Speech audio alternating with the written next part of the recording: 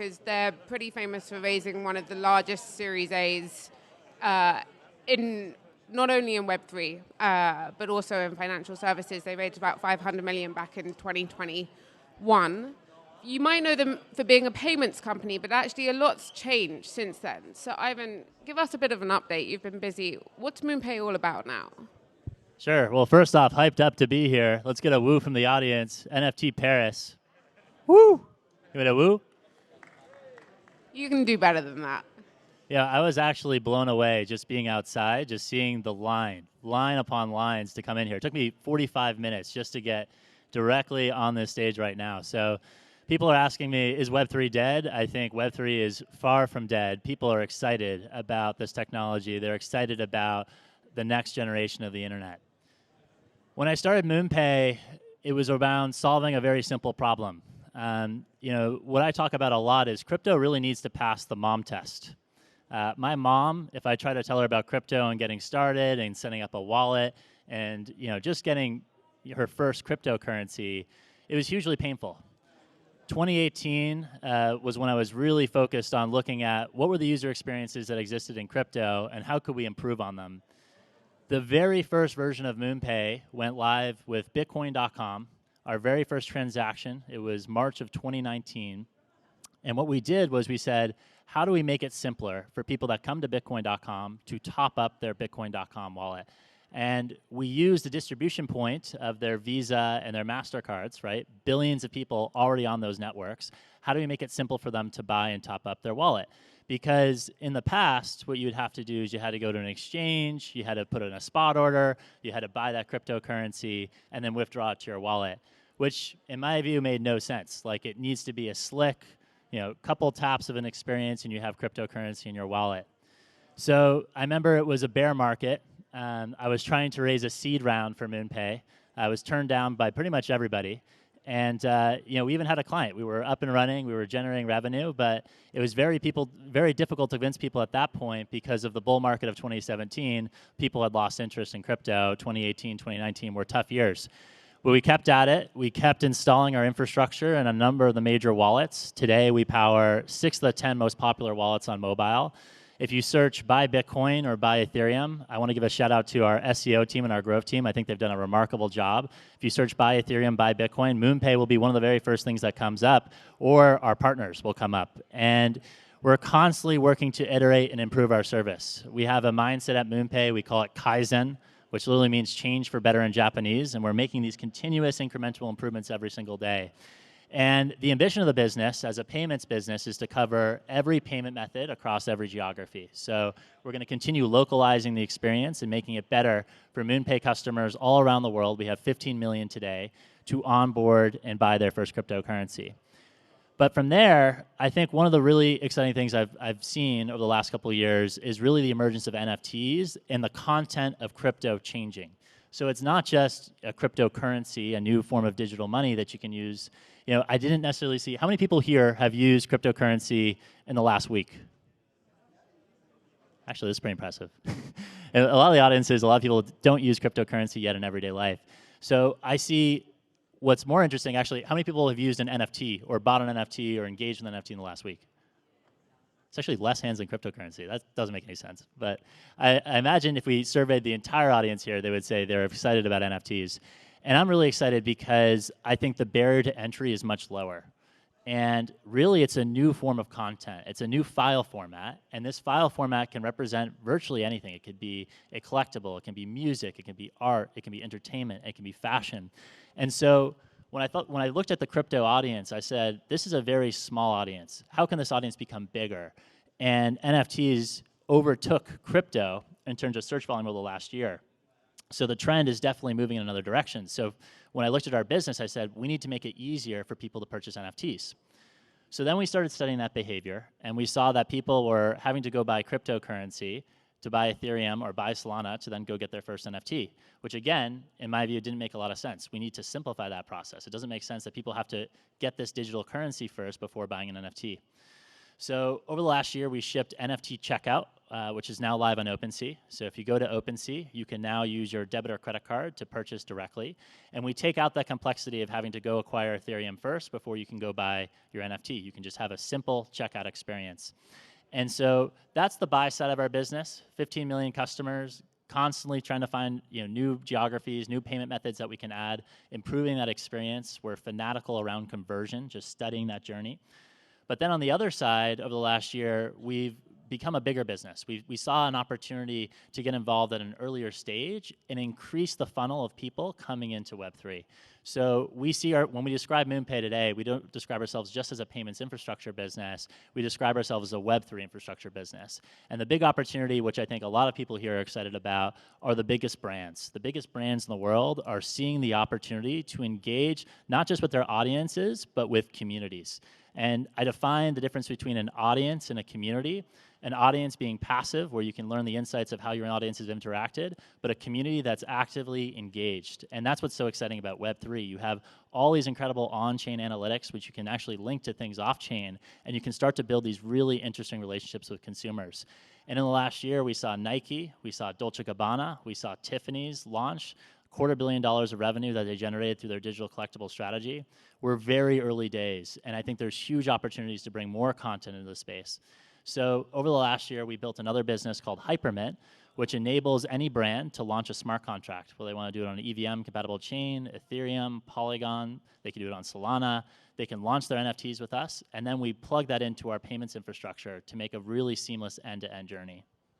So, Ivan, let's talk about that a bit more. You mentioned some of these incredible brands, Nike, Tiffany, Gucci, Time, etc. They were pretty early innovators in realizing the potential of Web3.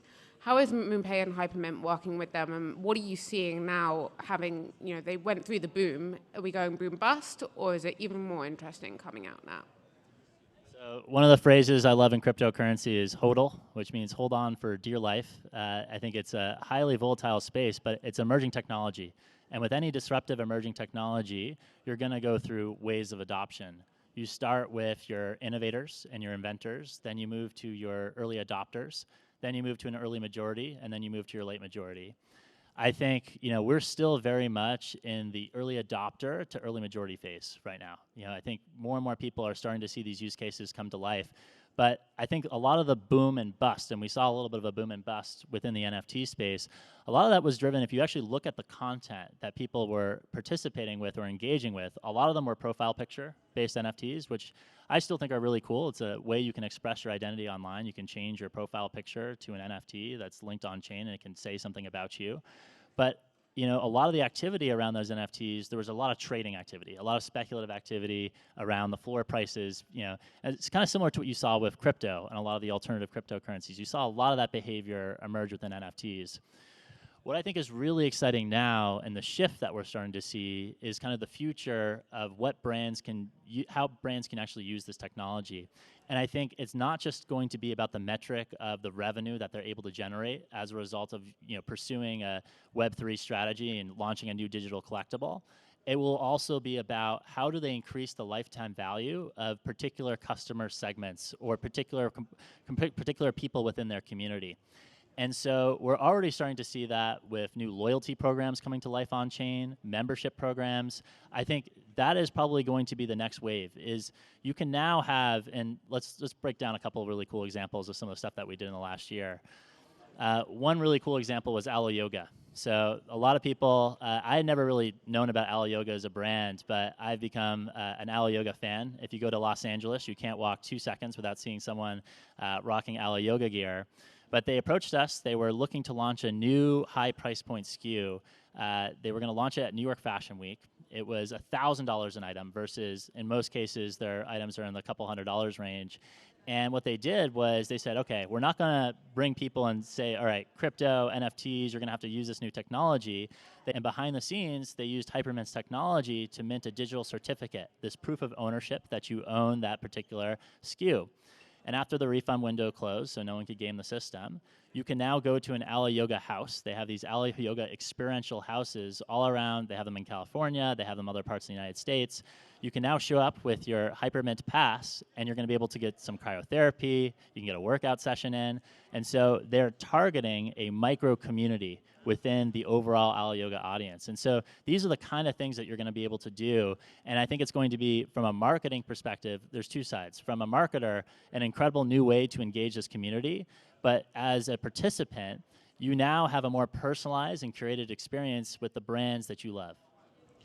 So changing tack slightly, I mean, other than new products, working with some formidable brands, you've also been attracting some incredible talent to Moonpay's team. So just recently, you announced Keith Grossman, the former president of Time, who's come on right here, just there.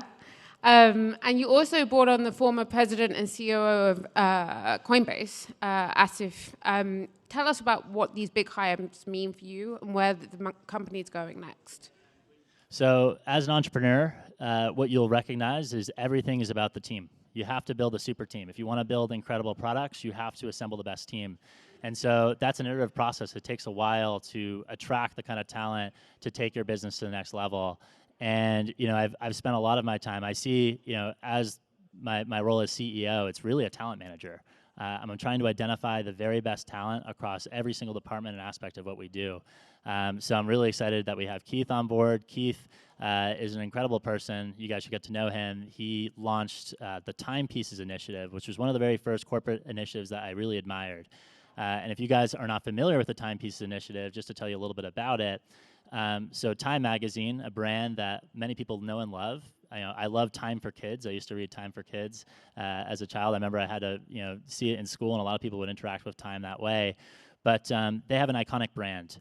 And for them, what they're finding is a lot of their subscribers, how do they pay for their business? They pay for their business through subscribers.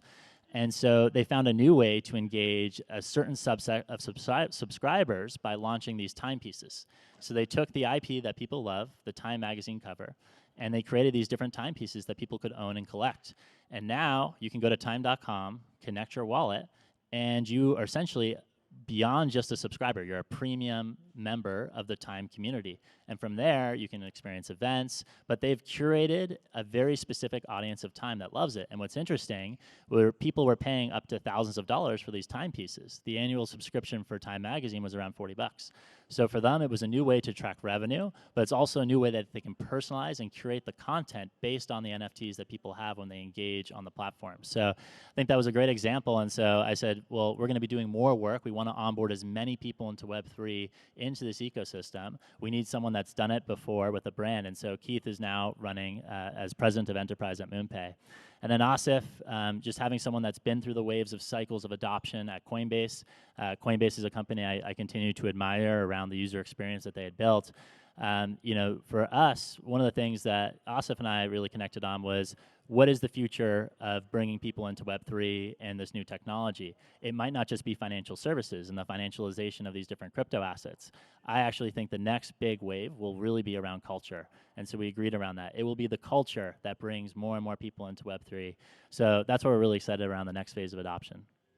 Ivan, you were one of the earliest people to get excited about NFTs and their potential, and I know you spent some time walking the floors here, and you actually probably are one of the largest collectors of NFTs as well. Give us a bit of an insight about what you're excited about today. Yeah, so I think where we are now, it's still, I said we're in that early adopter phase, right? And so we need things that people are using in everyday life. One really interesting stat, if you look at the users of chess.com today, there are more daily active users of chess.com than on Ethereum. That's how early we are in terms of this ecosystem really being built out. So the focus this year are, what are the case studies that we can point to with brands where it's making an impact in someone's everyday life, right?